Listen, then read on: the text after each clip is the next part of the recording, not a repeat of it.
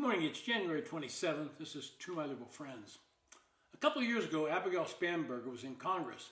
And at that time, the Democrats had lost the majority, and she went into the caucus and castigated her party for going too far left and being too woke.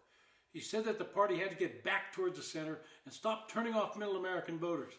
That was then, but unfortunately, this is now. Now, I lived in Northern Virginia for 42 years. I went there in 1977. During that time, we had both Republican and Democratic governors. Those of us in the northern part of the state used to refer to ourselves as the bastard stepchildren of the state. They wanted our money in Richmond, but then we were expected to be quiet. But over the years, the population of the D.C. suburbs kept growing, and after each redistricting after a census, the power in the state began to shift toward the northern part of the state. This was due to the excessive growth of the federal government, with more federal employees and more contractors. Virginia went from a pink state to a purple state to what is now probably a reliable blue state.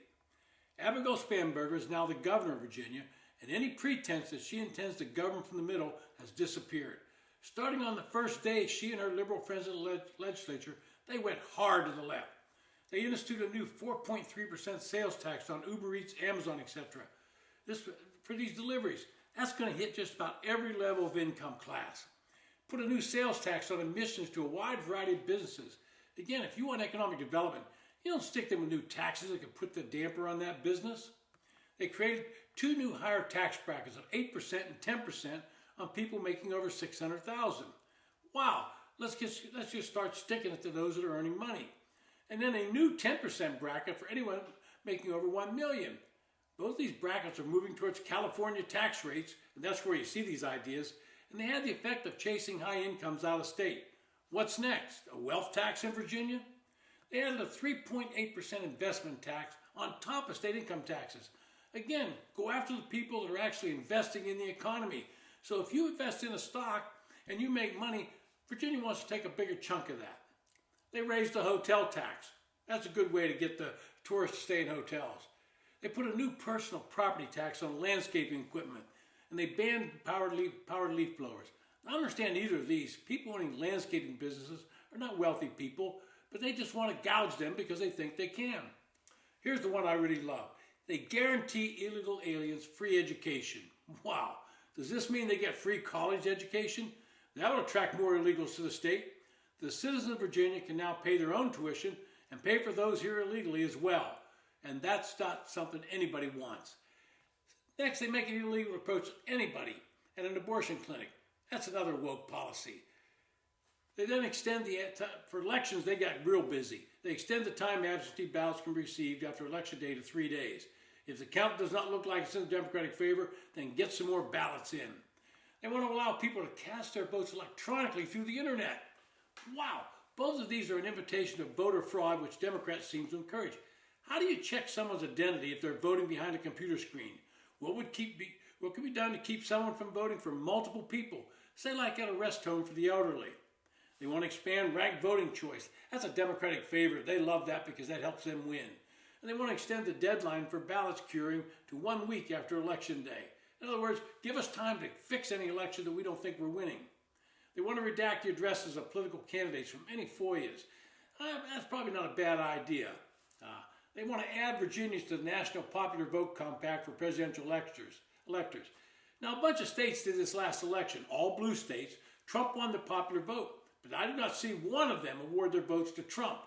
It's unconstitutional anyway, but that doesn't stop them from doing this, thinking they're being really, really hip. They want to make it illegal to hand count ballots. Now, why would this be illegal if it needs to be done? They went after weapons. They put a $500 sales tax on firearm suppressors. It's not a sales tax, that's just a tax. Call it what it is.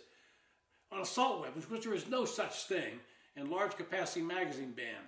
Someone should have told Mr. Preddy in Minnesota that Virginia Democrats don't want him carrying extra magazines. They want to put an 11% sales tax on all firearms and ammunition. A lot of Virginia hunters in the rural areas are not going to be happy. The good ones will just start making their own ammunition. They want to prohibit outdoor shooting of a firearm on land less than 5 acres. So if a criminal fires a weapon in the city, what's the charges he's going to face? I don't think he really cares. They want to lower the criminal penalties for robbery. Why not just say it's not a crime? Do what you want. Burglarize somebody, rob somebody. We're not going to penalize you that much. and they want to ban the arrest of illegal aliens in courthouses. Now think about that. If you're in a courthouse as an illegal alien, that means you're in there for a criminal action. And once again, you have a Democratic governor favoring illegal criminals over the general public.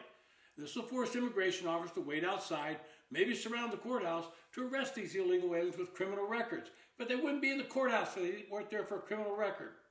They want to remove mandatory minimum sentences. Once again, let's make it easier and softer on criminals. They're not really bad guys. They're just downtrodden. They need our help. They want to allow localities to install speed cameras. These are simply money makers for the camera makers and operators, nothing more. And finally, they want to replace Columbus Day with Indigenous People Day. This is a favorite of woke people around the country.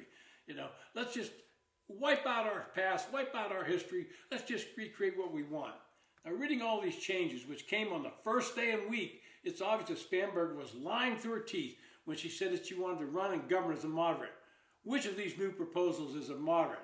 I don't think any of them are. It's been To My Liberal Friends. Thanks for listening.